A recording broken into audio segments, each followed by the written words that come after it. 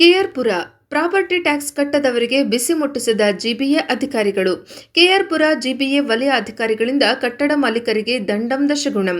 ಕೆಆರ್ಪುರ ವಲಯ ಆಯುಕ್ತೆ ಡಾಕ್ಟರ್ ಸುಧಾ ಸ್ವಪ್ನ ತಂಡದಿಂದ ಹರಾಜು ಕಾರ್ಯಾಚರಣೆ.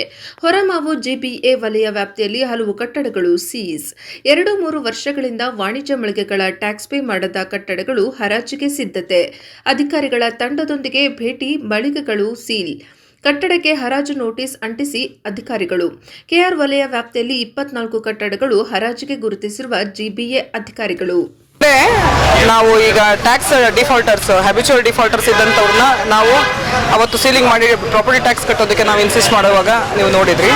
ಅದೇ ರೀತಿ ಇದು ಪ್ರೊಕ್ಲಮೇಷನ್ ಮೀನ್ಸ್ ಇವರು ಟ್ಯಾಕ್ಸ್ ಕಟ್ಟಿರೋದಿಲ್ಲ, ಅವ್ರಿಗೆ ನಾವೀಗ ಆಲ್ರೆಡಿ ಹೆಡ್ ಆಫೀಸಿಂದ ಪ್ರೊಕ್ಲಮೇಷನ್ ನೋಟಿಸನ್ನು ಜಾರಿ ಮಾಡಿದ್ದಾರೆ.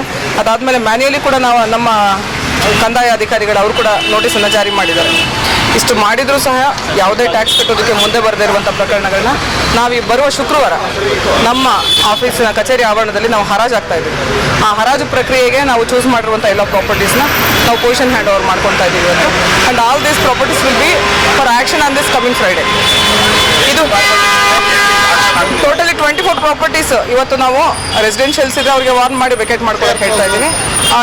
ಓನ್ಲಿ ಇನ್ ಕೆಆರ್ಪುರಂ ಝೋನ್ ಇದು. ಈ ಇಷ್ಟು ಪ್ರಾಪರ್ಟೀಸಲ್ಲಿ ಯಾವ್ದಾದ್ರು ಟ್ಯಾಕ್ಸ್ ಕಟ್ಟಿದವ್ರನ್ನ ಬಿಟ್ಟು ಉಳಿದಿದ್ದಂಥ ಪ್ರಾಪರ್ಟಿಗಳನ್ನ ನಾವು ಬರುವಂಥ ಶುಕ್ರವಾರ ನಮ್ಮ ಆಫೀಸ್ ಆವರಣದಲ್ಲಿ ನಾವು ಆಕ್ಷನ್ ಮಾಡ್ತೇವೆ.